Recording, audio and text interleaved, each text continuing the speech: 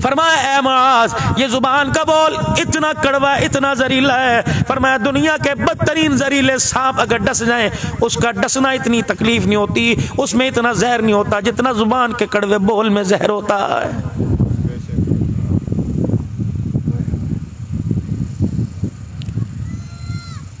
फरमाया पेट्रोल डालकर आग लगा दी जाए, उस आग से इतना नुकसान नहीं होगा जितना जुबान के बोल से नुकसान होगा। घरों के घर फट के रह गए, बच्चियां तलाक के लेके आ गई, वट्टे सट्टे की शादी नाकाम हो गई।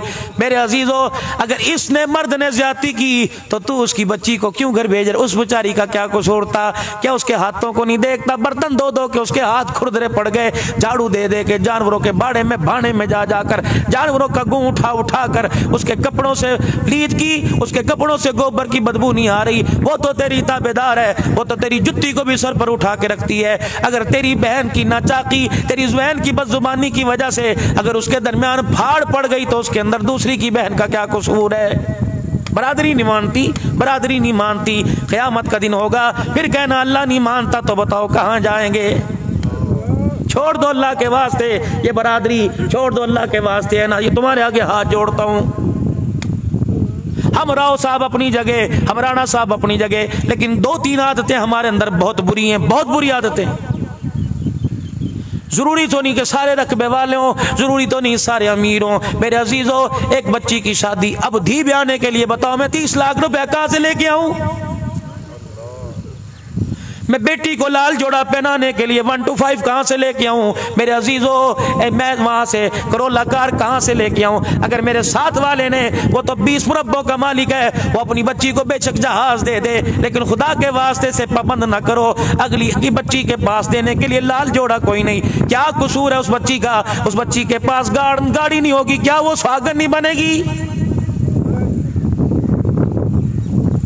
क़यामत का दिन होगा, अल्लाह एक रोती हुई को बुलाएंगे, अल्लाह फरमाएंगे तेरी शादी क्यों नहीं हुई? कौन सी चीज अल्लाह से छुपी हुई है? अल्लाह फरमाएंगे तेरी शादी क्यों नहीं हुई? कहेगी इलाहुल आलमीन, रिश्ते तो बड़े दरवाजे पर आए, किसी ने कार मांगी, किसी ने मोटरसाइकिल मांगी, किसी ने गाड़ी मांगी, किसी ने 20 लाख का जहेज मांगा, किसी ने 2 एकड़ रकबा मांगा।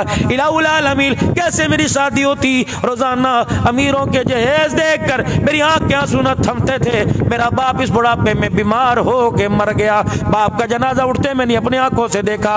माँ बेवा हुई, सदमे माँ बर्दाश्त न कर सकती, माँ भी छोड़ के चली गई। भाई इस सोच में था, 4 बहनें, बता मैं अपने बच्चों को पालूं, बहनों की डोली उठाओ, इस सोच के अंदर उसकी आंखों के आगे अंधेरा है, ट्राली के साथ जाके टकराया, भाई भी हलाक हो गया।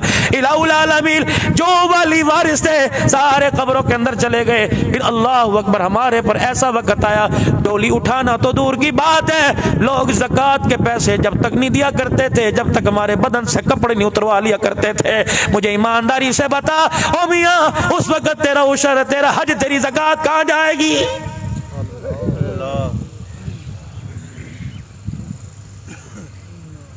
अल्लाह के वास्ते मेरे अजीजों, तुम अपनी बच्ची को पूरा जहान दे दो, तुम अपनी बच्ची को सोने के ताज पहनाओ, लेकिन पर्दे में दो, जाहिर ना करो। अल्लाह अकबर। तुम्हें क्या पता, अगर 10 आदमी वाह वाह कर रहे हैं तो 70 गरीब की बच्चियां तुम्हें रो के दिखा रही हैं। अल्लाह अकबर। बाप शाम को घर गया, बेटी करवट लेके लेटी हुई है, माँ ने इशारा किया, रोटी सुबह से कोई नहीं खाई। अल्लाह अकबर। बाप ने जाके सीने से लगाया और रो के कहने लगा, लगता है आज भी किसी अमीर की बेटी का जहेज दे के आई है। खुदा के वास्ते छोड़ दो।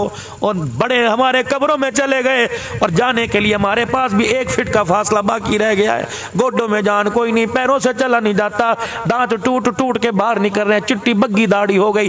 और खुदा के वास्ते अब तो मेरे अजीजों, अल्लाह के वास्ते ख्याल कर लो। इस ख्याल को मैं हया में कहूँ तो अल्लाह के वास्ते आ करो।